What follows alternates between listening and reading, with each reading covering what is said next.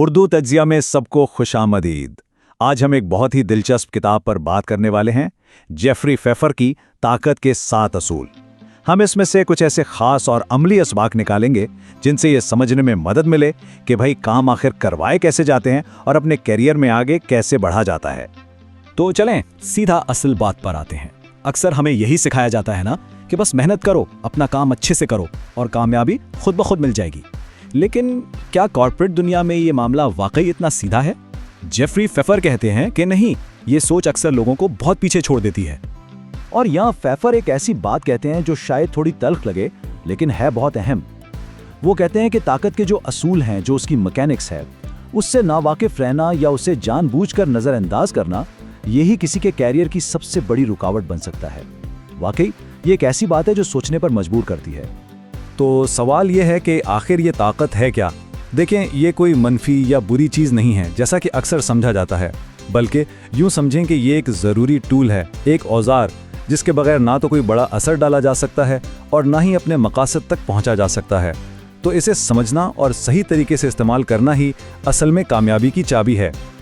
अच्छा जी, तो पहला उसूल है अपनी बुनियाद मजबूत करना, यानी बिल्डिंग योर बेस। देखें, ताकत कोई ऐसी चीज नहीं जो इत्तेफाक से मिल जाए, इसे बाकायदा मंसूबाबंदी और मेहनत से बनाना पड़ता है। चलें देखते हैं कि ये कैसे होता है। तो इस बुनियाद के 3 बहुत अहम सतून हैं। पहला, मजबूत पेशावराना ताल्लुकात बनाना। दूसरा, अपनी एक काबिल एतमाद साख कायम करना। और तीसरा, अपनी काबिलियत का मौसर तरीके से मुजाहिरा करना। जब ये तीनों चीजें मिल जाती हैं तो ताकत की बुनियाद बनना शुरू होती है। इसको और बेहतर समझने के लिए आइए सोफिया की कहानी पर नजर डालते हैं। सोफिया एक बहुत बासलाहियत मार्केटिंग एग्जीक्यूटिव थीं और उनका मकसद था कि वो कंपनी में तेजी से आगे बढ़ें।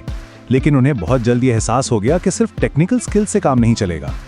तो सोफिया ने एक हिकमत अमली अपनाई। उन्होंने आगे बढ़कर दूसरे डिपार्टमेंट्स के प्रोजेक्ट्स में हिस्सा लेना शुरू किया ताकि उनकी पहचान बढ़े, वो नज़रों में आए। इसके साथ साथ उन्होंने इंडस्ट्री कॉन्फ्रेंसों में शिरकत की और अपनी फील्ड के जरायद में लिखा, जिससे एक माहिर के तौर पर उनकी साख बन गई। और फिर आया वो फैसला कुन लम्हा जब कंपनी की एक बहुत अहम प्रोडक्ट लॉन्च बुरी तरह नाकाम हुई। तो सोफिया ने फौरन अपने बनाए हुए नेटवर्क और साख का इस्तेमाल किया और इस बहरान से निपटने की जिम्मेदारी खुद संभाल ली। और नतीजा क्या निकला? उन्हें सीधा सीनियर एग्जीक्यूटिव के ओहदे पर तरक्की मिल गई। ये इस बात का खुला सबूत था कि जब ताल्लुकात और साख की बुनियाद पर ताकत बनाई जाए तो उसके नतीजे कितने ठोस होते हैं। तो ठीक है, बुनियाद तो बन गई, लेकिन क्या इतना काफी है? बिल्कुल नहीं। ताकत सिर्फ बनाने के लिए नहीं होती। उसूल नंबर 2 हमें सिखाता है कि इसे इस्तेमाल करने के लिए इस खेल को, यानी ऑर्गेनाइजेशन की सियासत को समझना कितना जरूरी है। ये जो ऑर्गेनाइजेशनल डायनामिक्स की इस्तिलाह है, इसका मतलब है वो अनकहे उसूल, वो अंदरूनी ताल्लुकात और वो सियासी लहरें जो असल में ये तय करती हैं कि काम कैसे होते हैं, ना कि वैसे जैसे कागज पर लिखा होता है। अब जरा माइकल की मिसाल देखें। वो एक सॉफ्टवेयर फर्म में सीनियर प्रोजेक्ट मैनेजर थे। उनके सामने एक बहुत बड़ा चैलेंज था, एक नई टेक्नोलॉजी को नाफिज करना था, लेकिन दूसरे डिपार्टमेंट्स उसकी सख्त मुखालफत कर रहे थे। अब यहाँ 2 रास्ते थे। एक नातजुर्बाकार तरीका ये था कि सीधा तब्दीली का मुतालबा किया जाता, जिससे सिर्फ और सिर्फ मुज़ाहमत बढ़ती और प्रोजेक्ट नाकाम हो जाता। लेकिन माइकल ने क्या किया? उन्होंने समझदारी से काम लिया। उन्होंने इत्तेहादी बनाए, लोगों के खदशात को समझा और इस तरह आहिस्ता आहिस्ता अपना असर और रसूख कायम किया। यहाँ सीखने की बात यह है कि कामयाबी का राज अक्सर बराह रास्त टकराव में नहीं होता, बल्कि हिकमत अमली, सब्र और निफासत में छुपा होता है। माइकल ने ताकत का यही ज़हीन इस्तेमाल करके दिखाया। तीसरा और बहुत अहम असूल इस बारे में है कि एक बार ताकत हासिल हो जाए तो उसे बरकरार कैसे रखा जाए, क्योंकि ताकत हासिल करना तो समझे आधी जंग है, असल चैलेंज तो उसे कायम रखना है। ताकत को बरकरार रखने के लिए मुसलसल कोशिश करनी पड़ती है। इसका मतलब ये है कि अपने नेटवर्क को हमेशा फाल रखें, बदलते हुए हालात के साथ खुद को भी बदलें और कभी-कभी सबसे हटकर सोचें और इखलाकी दायरे में रहते हुए रिवायती उसूलों को तोड़ें। इसकी एक बेहतरीन मिसाल जैस्मिन है, जो एक टेक स्टार्टअप की सीईओ हैं। उनका चैलेंज ये था कि इस तेजी से बदलती हुई इंडस्ट्री में अपना असर और रसूख कैसे कायम रखा जाए। तो जैस्मिन ने एक बहुत ही गैर मामूली कदम उठाया। एक ऐसी इंडस्ट्री में जहां हर कंपनी अपने राज छुपा कर रखती है, उन्होंने शफाफियत का रास्ता चुना और अपनी कंपनी का पूरा टेक्नोलॉजी रोड मैप सबके सामने रख दिया। इसका नतीजा हैरानकुन था। सारिफीन का एतमाद बेहद बढ़ गया।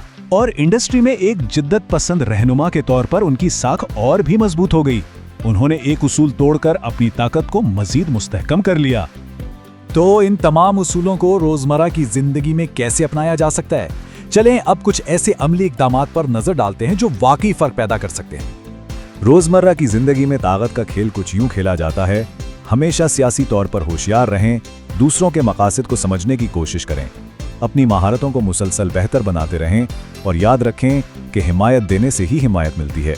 और सबसे अहम, किसी भी बहरान के वक्त पुरसुकून और मजबूत रहें।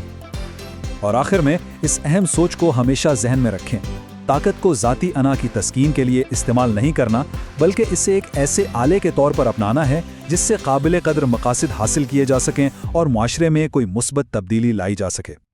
इस तजिए को ख़त्म करते हुए एक सवाल सोचने के लिए, इस हफ्ते ऐसा कौन सा एक अहम और स्ट्रेटेजिक ताल्लुक है जो बनाया जा सकता है? इस पर ज़रूर सोचिएगा, क्योंकि ताकत का सफ़र ऐसे ही छोटे सोचे समझे कदमों से शुरू होता है।